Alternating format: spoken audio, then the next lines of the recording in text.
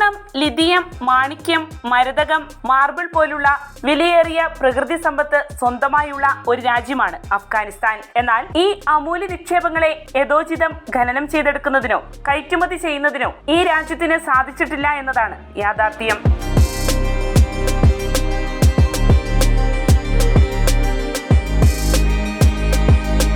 അതേസമയം സാമ്പത്തിക പ്രതിസന്ധി ഈ രാജ്യത്തെ അലട്ടുന്നുണ്ട്. ഇതേ തുടർന്ന് തങ്ങളുടെ രാജ്യത്ത് നിക്ഷേപകരാകാൻ മറ്റു രാജ്യങ്ങളുടെ സഹായം തേടിയിരിക്കുകയാണ് അഫ്ഗാനിസ്ഥാൻ.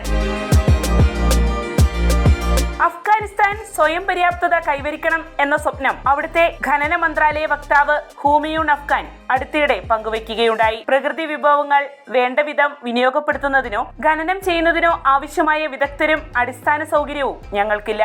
അതിനാൽ തന്നെ വിദേശ നിക്ഷേപകരെ ക്ഷണിക്കുകയാണ്. നിങ്ങൾ അഫ്ഗാനിസ്ഥാന്റെ വിഭവങ്ങൾ ഖനനം ചെയ്ത് വേണ്ട വിധത്തിൽ ഉപയോഗപ്പെടുത്തണമെന്ന് ഹൂമയൂൺ അഫ്ഗാൻ പ്രതികരിച്ചിരുന്നു.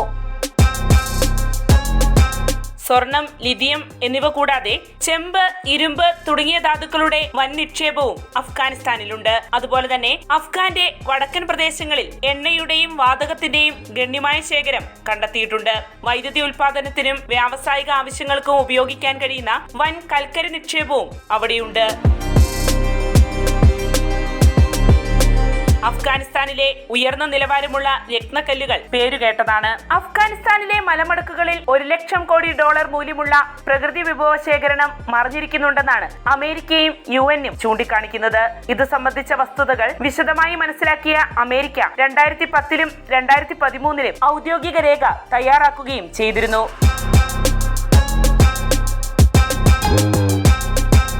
എന്നാൽ ഈ വിഭവശേഷിയെ കൃത്യമായി വിനിയോഗപ്പെടുത്താൻ അഫ്ഗാനിസ്ഥാൻ ഇനി ഏറെ ദൂരം മുന്നോട്ടു പോകേണ്ടതായുണ്ട്. ദശാബ്ദങ്ങളോളം സംഘർഷഭരിതമായിരുന്ന അഫ്ഗാനിസ്ഥാൻ സമാധാന വഴിയെ സഞ്ചരിച്ചു തുടങ്ങിയിട്ടേയുള്ളൂ. 10 വർഷക്കാലത്തോളം സോവിയറ്റ് യൂണിയന്റെ അധിനിവേശ ശക്തിക്ക് കീഴിലായിരുന്നു ഈ രാജ്യം ഉണ്ടായിരുന്നത്. അവർ പിന്തിരിഞ്ഞ ശേഷം അഫ്ഗാൻ ആഭ്യന്തര യുദ്ധത്തിന് വേദിയായി തീർന്നു. ഇതേ തുടർന്ന് 1996-ൽ താലിബാൻ അധികാരം പിടിച്ചെടുത്തു. എന്നാൽ 2001-ൽ അമേരിക്ക തങ്ങളുടെ അധിനിവേശ കേന്ദ്രമാക്കി ഈ രാജ്യത്തെ മാറ്റി.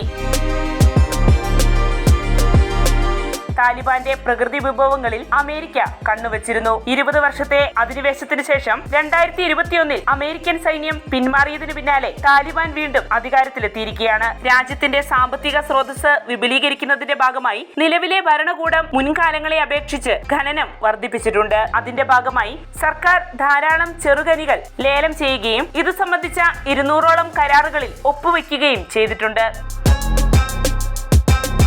അതേസമയം ഖനന മേഖലയിൽ കാര്യമായ മുന്നേറ്റം നടത്താൻ അഫ്ഗാനിസ്ഥാന് കഴിഞ്ഞിട്ടില്ല. മറിച്ച് നേരിയ വർധനവ് മാത്രമാണ് അഫ്ഗാനിസ്ഥാനിലെ ഖനന മേഖലയിൽ ഉണ്ടായിട്ടുള്ളതെന്നാണ് ലോകബാങ്ക് തയ്യാറാക്കിയ റിപ്പോർട്ടിൽ സൂചിപ്പിച്ചിരിക്കുന്നത്.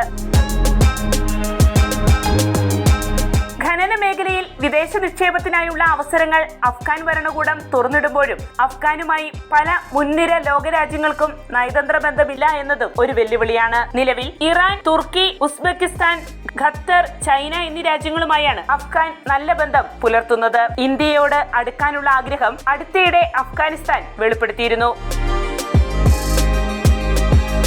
ചൈനയിലെ MCC കമ്പനിയാണ് അഫ്ഗാനിസ്ഥാനിലെ ഖനനത്തിനായി വൻ നിക്ഷേപം നടത്തിയിരിക്കുന്നത്. ലോകത്തിലെ തന്നെ 2ാമത്തെ ചെമ്പ് ഖനി സ്വന്തമായുള്ള അഫ്ഗാനിൽ ചെമ്പ് ഖനനം ചൈന നടത്തിവരികയാണ്. ഒപ്പം സ്വർണ്ണ ഖനനത്തിനായും ചൈനീസ് കമ്പനികൾ മുന്നോട്ട് വന്നിട്ടുണ്ടെന്ന് അഫ്ഗാനിസ്ഥാൻ ഖനന മന്ത്രാലയ വക്താവ് ഹൂമയൂൺ അഫ്ഗാൻ വാർത്താ ഏജൻസികളോട് പറഞ്ഞു.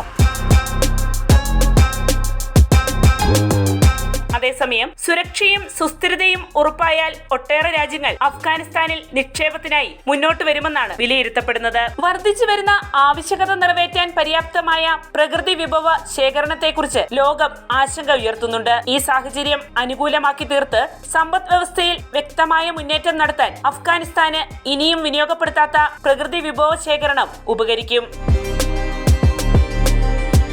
പ്രത്യേകിച്ച് ഈ IT യുഗത്തിൽ ബാറ്ററികളുടെയും ചിപ്പുകളുടെയും എല്ലാം നിർമ്മാണത്തിന് ലിഥിയം പോലുള്ള അപൂർവ മൂലകങ്ങൾക്ക് പ്രാധാന്യം ഏറി വരികയാണ്. ഇവ ഖനനം ചെയ്ത് കയറ്റുമതി സാധ്യമാക്കിയാൽ അഫ്ഗാന് ഇന്നത്തെ സാമ്പത്തിക നിലയിൽ നിന്നും ബഹുദൂരം മുന്നിലെത്തും. അതോടൊപ്പം ഖനന മേഖലയിൽ നിരവധി തൊഴിലവസരങ്ങളും സൃഷ്ടിക്കപ്പെടും. വാർത്തയുടെ നിറം തേടി തനിനിറം.